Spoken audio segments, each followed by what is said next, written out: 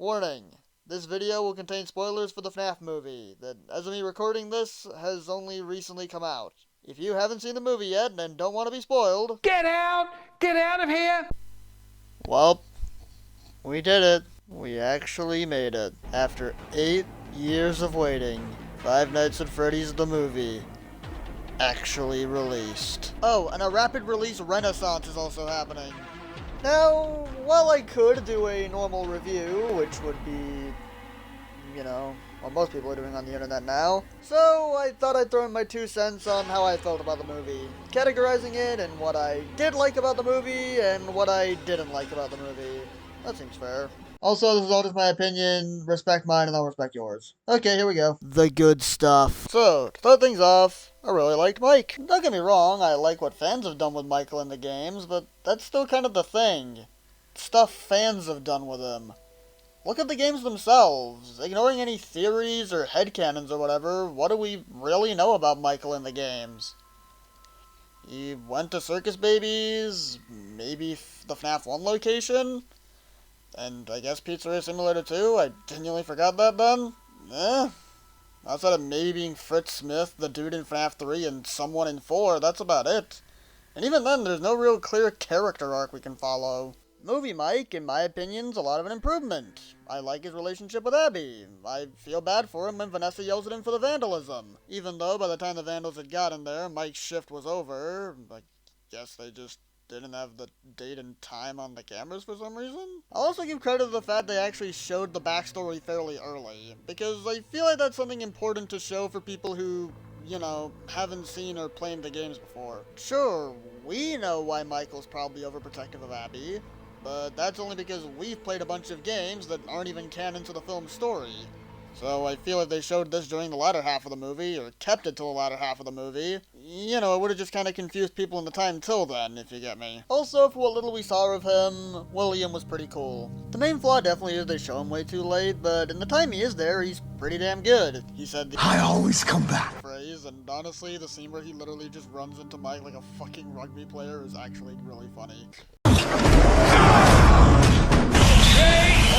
Next up on the list of stuff I liked is the animatronics, and the really, really cool practical effects that went into making them. Since the beginning of stuff like Star Wars, I've always been enamored by practical effects, and as a result, having the animatronics be done in a similar way is pretty damn cool. I genuinely wasn't sure when they were using suits and when they were using animatronics. I feel like that should probably say something about how good these things look. Also, the set design. I really like how Freddy's look. It looks enough like an actual real Chuck E. Cheese location while staying oddly faithful to the original FNaF 1 map. I also like how the town looks outside of Freddy's as well, even if it's a detail that most people watching the movie probably wouldn't pay much mind to. Then there's the movie's biggest plus. The fan service. Blumhouse knows this franchise is a fandom that's been waiting a long time for this movie, and by God, this movie is filled with references to the books, the games, whatever else.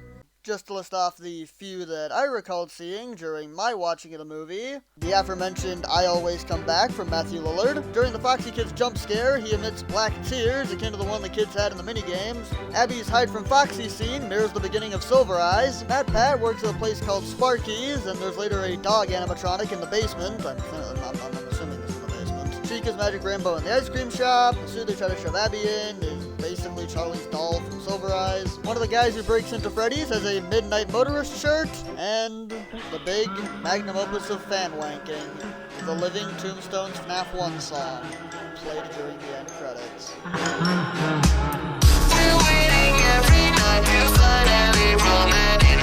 I originally had a longer, sentence for this part, but I'll just say that, honestly, I thought the movie doing this was just a fanboy pipe dream, and I was actually kind of surprised when they did it. And, above all else, I just enjoyed my time watching the movie.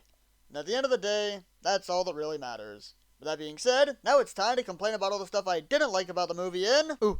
And I also like the scene at the end. I literally just remembered this. I really liked the scene where Mike realized that he couldn't give Abby up to the animatronics. I actually really liked that little bit of character thing. Okay, now we're truly gonna get to the bad stuff. That still feels really wrong to say because at the end of the day, I still really like the movie. The first big character I had an issue with the movie was Garrett. Garrett felt really underused in my opinion. I mean, I get why. There's no doubt in my mind that if they did reveal more about Garrett, some people were gonna take that logic as meaning the same thing for the games. But still, it would have been kinda cool if they did have him come back as an animatronic at the end. Puppet, Golden Freddy, honestly, either would have worked in my opinion. You know, would have made that final climax feel a whole lot more personal to Mike, you know?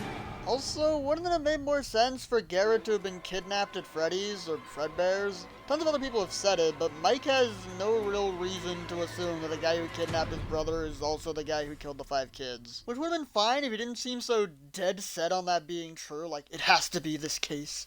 This has to be this case. This has to be the case. He has to be the guy. It has to be the same person. And you're just left wondering, why? You were on vacation. I'm not even sure if it was in the same place. Also would have given Mike a more personal tie to Freddy's later on, which again I think would have actually strengthened the plot a lot more.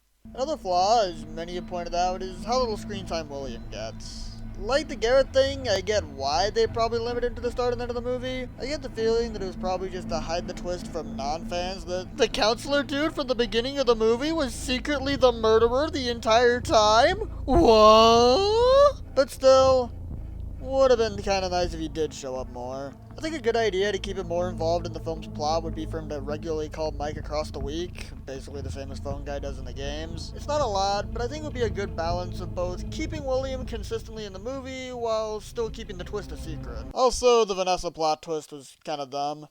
Not much to say for it now, though, in all honesty. Maybe it's a hook for a sequel, I don't know. Also, the explanation on why the animatronics kill people was kind of dumb in my opinion. No, it's not their fault, Michael. They were just being controlled by William. Wow. That's really, really lame. I always assumed the reason they went after night guards that weren't William was just the fact that he'd worn the suit the whole time. So from the ghost kids' perspectives, the murderer could have been literally anybody. This whole they were controlled by William thing just gives off a vibe that they were trying to just exempt the ghost kids of all guilt. And I'm not really a fan. It's kind of the same reason why I don't really like the whole they're all like animals thing in the games. I've seen a bunch of fan interpretations of the missing children that have tried to give them so much more depth than that, and honestly, I kinda wish the movie did a similar thing to those. Well, with that out of the way, that only leaves the final verdict. Overall, while the story has its flaws, I'd say the movie was good, and I'm interested in seeing what they're gonna do with the sequel when it inevitably comes out. Would I say it was worth the 8-year-long wait to get it?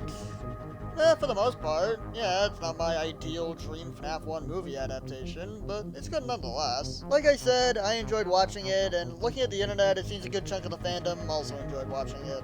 So not bad, Blumhouse. Not bad. Oh, and Doug was cool too, I guess. Why is r/Five Nights at Freddy's making such a big deal about him exactly?